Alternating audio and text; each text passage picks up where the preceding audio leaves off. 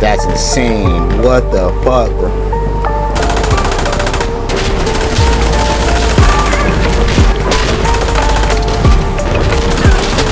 Let's see if I get a grenade back there. A couple of them.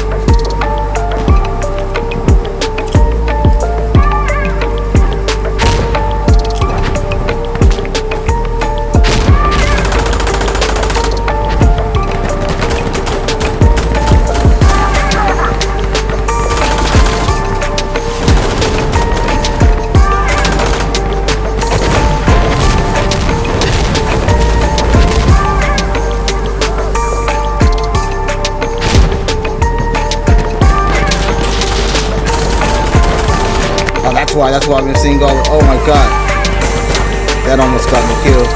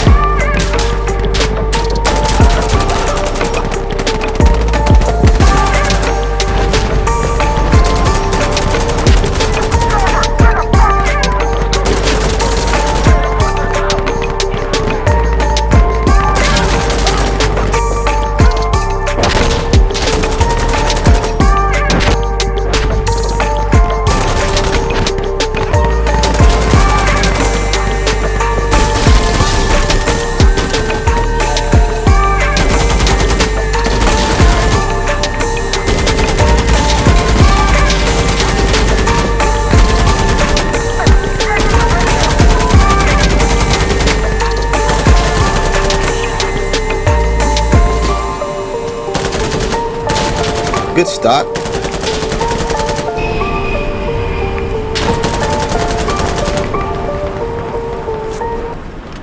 Yo, what's good, y'all? So today I just wanted to break down my current PC setup. This isn't some spec flex or paid promo. This is just my real world day in, day out rig, how it holds up, what I like about it, and where I might change things down the line. So let's get into it. First up, the CPU. Intel i5-10400F. The chip's been solid, 6 cores, 12 threads, and it's been holding it down for everything I do.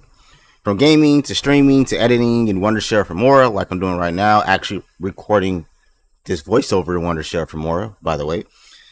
Now, yeah, it doesn't have integrated graphics, but you know, like, who cares? I've got a dedicated GPU. Clock speeds solid too, base like 2.9 gigs, turbo up to 4.3 gigs. It never really feels like it's struggling, even with a lot going on. In heavier tasks or high-end games, sure, it has its limits sometimes, but I've never felt bottlenecked, especially paired with my GPU, and well, we'll get into that in a second. So in 2025, it's not high-end anymore, but it still pulls the weight.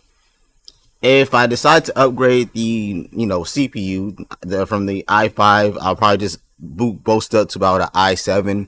And if I had the money, probably go i9, right? Yeah, you know. So the motherboard, running an Asus Prime H410M-A. The numbers, Mason, the numbers. Look, it's basic.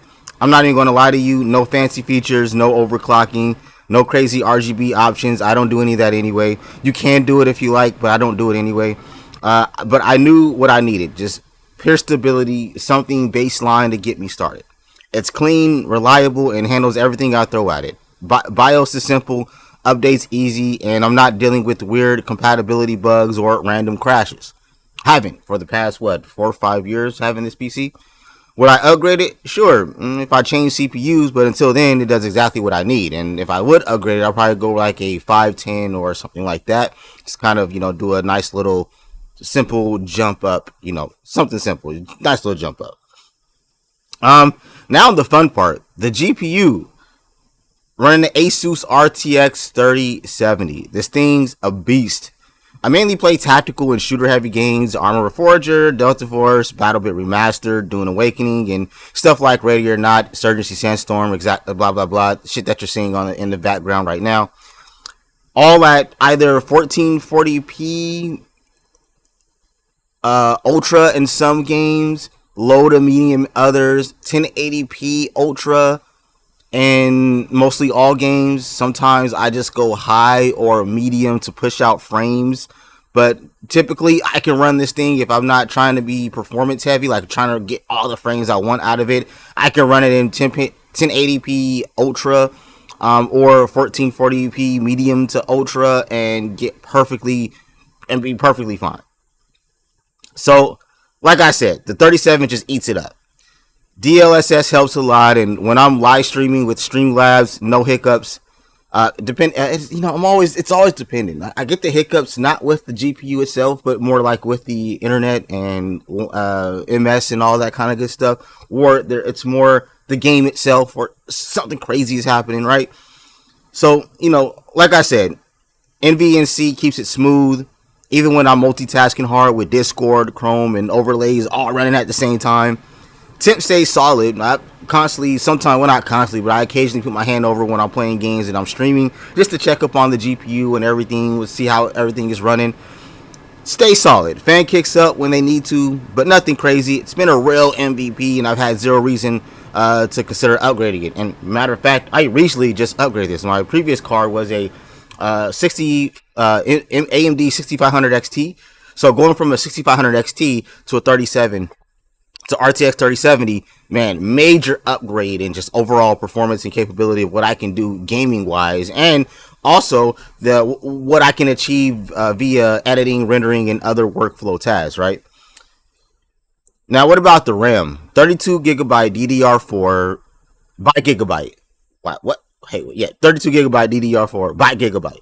Some might say that's overkill, but in my workflow, it's good.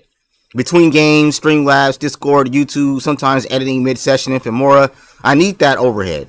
Everything runs smooth, no freezing, no stutter when I alt-tab like 12 times a minute. And Gigabyte's been rock solid with this kit. No weird crashes or memory issues. It's not flashy RAM, but it works. And that's all I care about. Power supply, running the Gamemax GM800. And man, it's been... Wait. Yeah, I know.